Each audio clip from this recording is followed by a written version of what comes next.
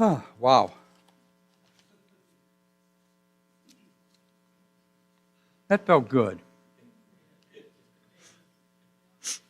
I shared at the 9 o'clock service with Katrina that when I was in college, driving back home pretty much every weekend, I would sing that song. And I didn't realize there were so many notes in it. I knew all the words.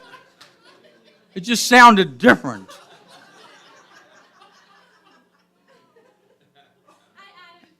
And thank you. And I thought it sounded pretty good until I heard that, okay? But anyway, thank you. Next slide there says, let's take action as love. And I want to explain that a little bit this morning because sometimes, we take action for a lot of reasons. We take action because we get so upset with what's going on that we've just got to make a difference. And we're angry. And so what happens is when we go out angry, the world becomes angrier. Our opponents become angrier because we see them as opponents. And sometimes we take action because somebody, like a Barbara Hess, says, will you help me out? And you say yes. And most of the time it works out real well. But sometimes, and we've got a volunteer fair today, so I want you to think about it, but sometimes we take action because somebody asks us that we don't want to take. And it seems like that what we're doing lasts forever. Week after week after week. Until what happens is we don't enjoy it anymore, and we stop enjoying it, and then we start to resent it. That's not the kind of action I'm talking about. We all have the ability and should have the ability to say no to anything that we don't feel called to do. And so, as we look at this idea, one of the things I thought of was a quote that I heard from Buckminster Fuller in Akron, Ohio, many, many, many years ago. And he said, I live on earth at present, and I don't know what I am. I know that I'm not a category, I'm not a thing, I'm not a noun. I seem to be a verb, an evolutionary process, an integral function of the universe. Another person that I read many years ago, I cannot remember who it was, said that love is a verb. That love is action. That love makes things happen. That love creates a desire within us to take risk. A mother protecting their child isn't doing it out of fear, they're doing it out of love. When we step up against that which is wrong, that which is not healthy, that which does not make us work together through love, we're doing that out of love, not out of fear. Because we care, because we understand what ours is to do. And so in looking at this today, what I want to do is just talk about what are some of the things that we should do, consider, in order to make that right decision about what is mine to do, what action should I take. And they're pretty simple, and it's a good time to look at them because they represent the 5 principles that unity talks about. If you've taken a unity course, you've heard about the 5 principles more than likely. The first principle is that God is love. And it goes on to say a lot more words, and you said it a while ago. But God is love, and I should put in there unconditional love. And if God is unconditional love expressing through us, and that's how God shows up, by the way, then what happens is we become that unconditional love. We become expressions of it. We step into it. We become the verb.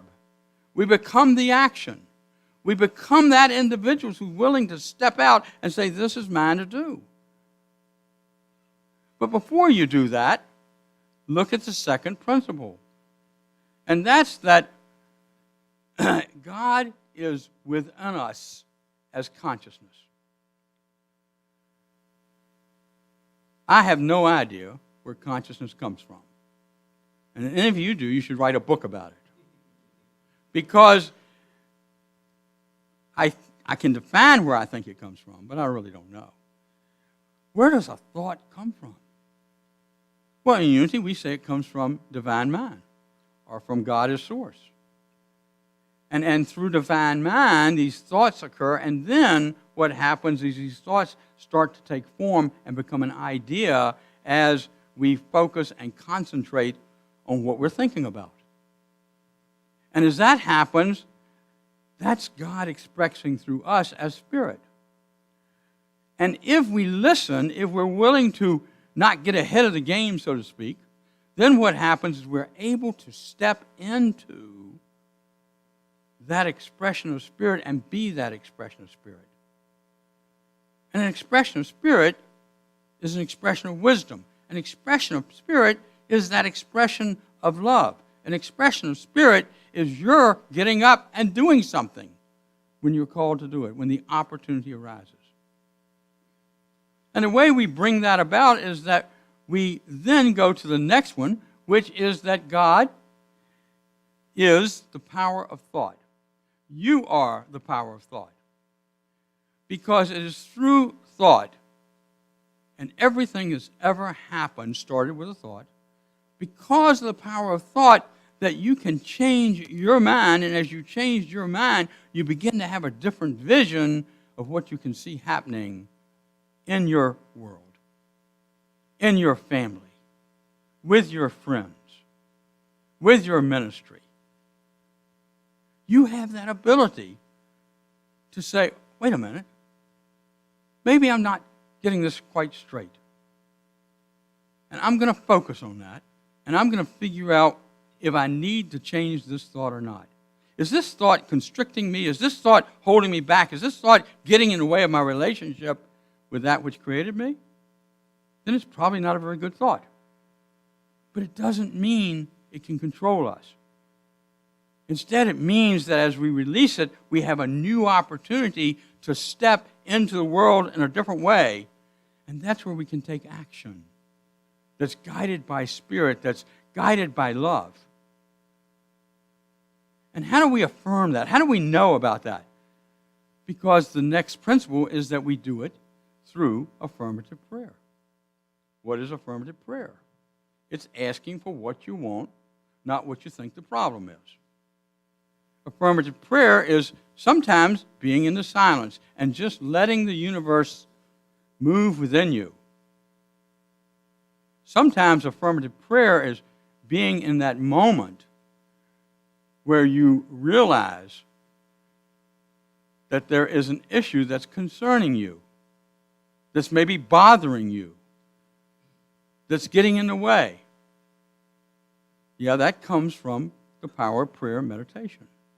That you are finding out that something's in the way, and so what you do is you use the power of denial to overcome that kind of thinking. You use the power of denial, and I'm not talking about just dismissing something. I'm talking about saying that has no power over me. And when you do that, then you create a vacuum, if there's such a thing. And that vacuum then says, I can now make an affirmative statement about how I am going to be, what I am, and who I am. And when we do that, we then have gone through the steps to consider what is the action I should take.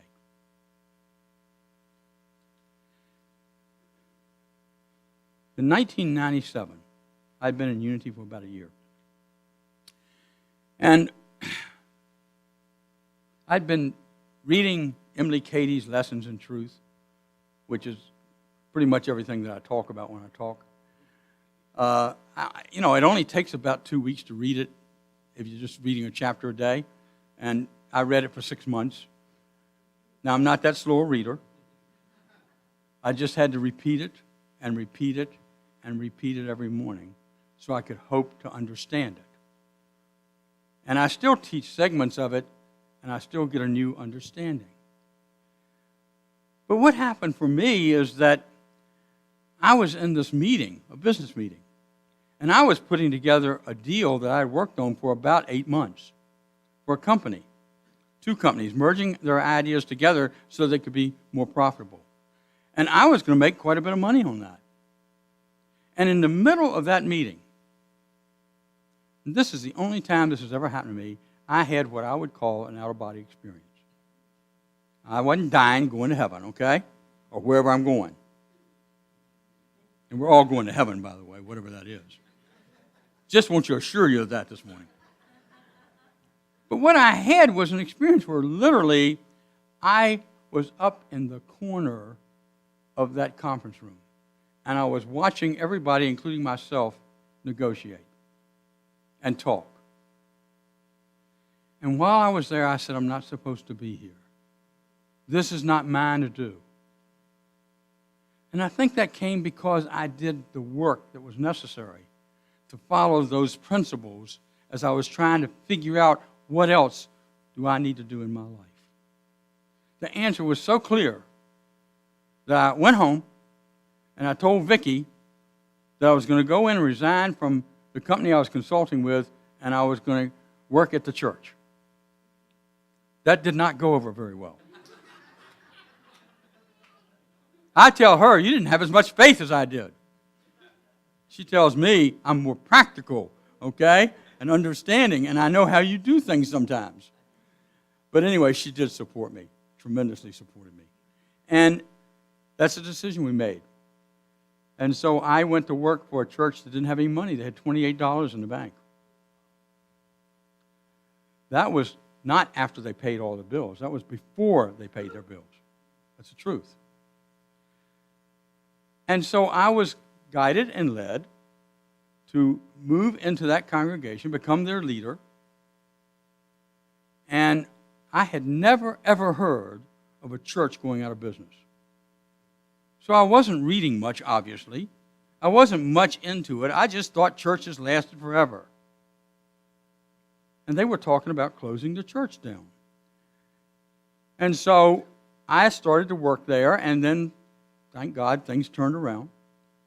God blessed us. We were blessed. We blessed each other. And it survived, and the church is still in business today.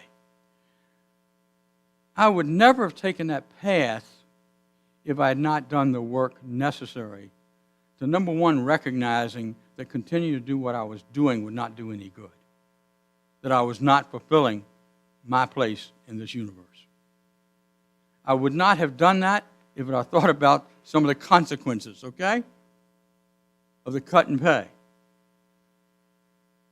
Now, the interesting thing is I got a cut and pay. Vicki was working part-time, and they offered her a full-time position. Not quite as much as what I was making, but close. Isn't that interesting how the universe works for us when we're taking the right action? And so the point is that as we pray, as we take the time to prepare ourselves, as we step into the expression that God is, we are able to actually recognize the opportunities that are coming up for us that we would not see otherwise. And that's what we build taking action on. I think that Martin Luther King used these principles. They weren't called unity principles. They were called Christian principles, and there's no difference. But he used these principles, that God is good. If you read, you'll find him saying that sometimes. He used the principle of nonviolence. He did not use anger to try to get people to change their minds. He used love. He did not use retaliation to get people to get in line. He used love. I was not a member of the civil rights movement per se. I should have been. I guess you could say shoulda, coulda, but I wasn't. And one of the things I know, though, is that they were trained. You didn't just go out and get in a march. If you're going to play a vital role, you got prepared. So you went to classes. And you started to understand that love was more powerful than anything else. You started to understand that you could handle anything they threw at you and still love the person who was throwing the insults and the abuse at you. That's why that movement was successful. Was it everything that we hoped it would be? Is there still more work to be done? Yes. But we do it through love. We take the action through love. Look at your life and say, what is mine to do? And you might be exactly where you're supposed to be in this very moment. Matter of fact, you probably are. But it does give you the opportunity to say, am I where I need to be tomorrow? And as you take that action, just know that it's love that will carry you through. It is the energy of love that will make you show up like you've never believed you could. It's the energy of love that says yes to an opportunity that most people would say no to.